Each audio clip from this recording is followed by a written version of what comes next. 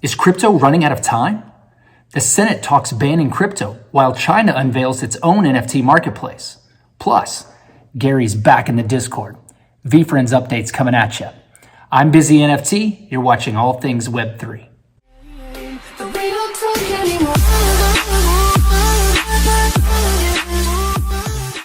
I'm not a financial advisor. This is not financial advice. And I did not use ChatGPT to make this video. Maybe I should have. Senator Sherrod Brown, chairman of the Senate Banking, Housing, and Urban Affairs Committee, made waves a few weeks ago, saying that the Securities and Exchange Commission should consider banning cryptocurrency. Brown's comments come after the infamous collapse of FTX and other unregulated crypto exchanges caused a massive outcry among consumers who lost millions in investments. We've been talking about crypto regulation for a while here on this channel. Regulations. Lately, a lot of crypto fans have been troubled by the correlation between the stock market's fall and Bitcoin and Ethereum's decline. While the stock market has been down around 20% over the past 12 months, Bitcoin and Ethereum have dropped over 60%. Now, the hope was that crypto would act as a hedge against the bear market, like gold, which has been basically flat. So in the world of constant crisis that we enjoy, people felt the need to sell.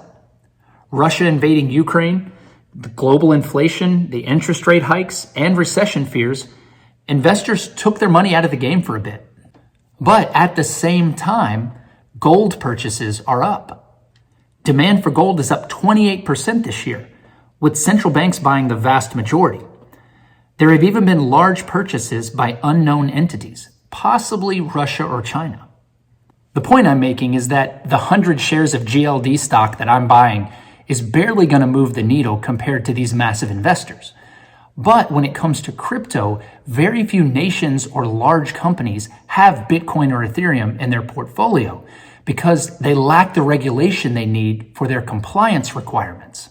So naturally, when the stuff hits the fan, people run from risky assets like crypto to things like bonds. Still, it's easy to expect crypto to take off once real regulation comes. So the US should be focused on regulating cryptocurrency rather than banning it. And when that happens, that's when crypto takes off again. And while you might think the crypto fad is on the downswing, people are building in Web3 right now. China just launched its own NFT marketplace.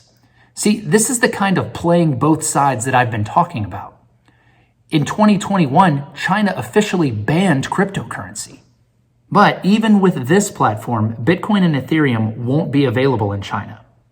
Their marketplace will allow for trading of digital copyrights, property rights, and NFTs. The platform is built on their Heritage Protection blockchain, which is operated by Art Exhibition China. This is a state-run, centralized control platform, as you might expect. Now, I don't see this expanding outside of China anytime soon, but there may be some cross-chain opportunities in the future. And Indonesia is also launching a cryptocurrency exchange in a cautious move toward regulation and adoption. Indonesia is enabling its futures trading regulatory agency to have oversight over crypto assets, which are classified as commodities as opposed to securities. With the global recession, all of this is coming to a head sooner or later. Crypto has been flat for the past couple months, and everyone is waiting to see the US economy turn. It would be very helpful if we could get some clarity from Congress, but I'm not holding my breath. Now that we've discussed what's going on in the macro environment, let's take a look at the micro. See what I did there? Gary Vee is back in the Discord, and he's bringing VeeFriends and book games with him. On December 12th, Gary hinted at a book games update to come in 4 to 5 weeks, which would be right now. The popular rumor is that the book games exchange will get a refresh. Of the original 1,855 options on the exchange, nearly 60% have been claimed already. Back in the good old days, Gary had previously given clues to specific book games tokens, but we haven't seen much of that since VF2 launched in April. Nor has book games been included in the pop-up utility that's come through in most of 2022. Now, I've been tracking book games floor sales since day one. And of course, we're sitting around the lowest levels we've ever really had. But anytime the price gets below 0.09 ETH, someone sweeps and raises the floor back up. I'm not sure if there's a bot that's keeping us level, but it's been pretty consistent since August of 2022. Still, $100 for a Book Games token could be a steal if Gary delivers. That's right. Now, some specific clues. More than once, Gary has mentioned an island recently. Talking about 2023, he said, quote, "We will have fun on the island," end quote. Here's a quick clip where I mentioned this in July. Finally, this week, Gary was asked if he was still considering buying an island for VeeFriends, and he responded saying it's still very much an ambition. Maybe we'll all own a little slice of sand one day. And after Christmas, he posted this island emoji. Maybe it's time to go to the islands with Gary. This kind of stuff takes time to build, but the key to this utility, whatever it is, seems to be the Adversity Island VF2 scene. This picture comes from August, along with this question from Gary. The Adversity Island floor is sitting at 0.445 ETH today. Aloha. Also, there may be something happening on January 21st with the token called "Your Poor Relationship with Time is Your Biggest Vulnerability." Gary hinted at it and even confirmed that this month would be a good month for Just Art holders. And if you're looking closely at the character, it's clearly holding a calendar with the date of January 21st. Now, there are only 6 for sale currently, and the floor of 0.4 is a big drop from the second lowest option. Next, if you're into physical collectibles, Gary has basically confirmed what we've all wanted since VCon 22, which are these amazing figurines.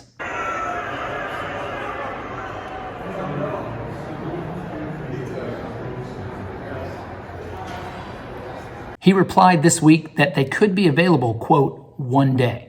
Finally, Gary's back in the Discord, and you need to stay close. He randomly posted a link to test VeeFriends' new conferencing platform and brought 7 people on stage. This was just a test, but it could always be more. And in the future, we expect there to be some cool uses of this tech. He's also randomly given away NFTs like the Iconics just for retweeting his tweets. I can tell you that January to May of last year was amazing, and this January has already been pretty exciting. My advice is to stay close to this channel, subscribe, and I'll bring you the updates. Web3 is the future. Book Games is forever. We'll see you next time. Thanks for watching.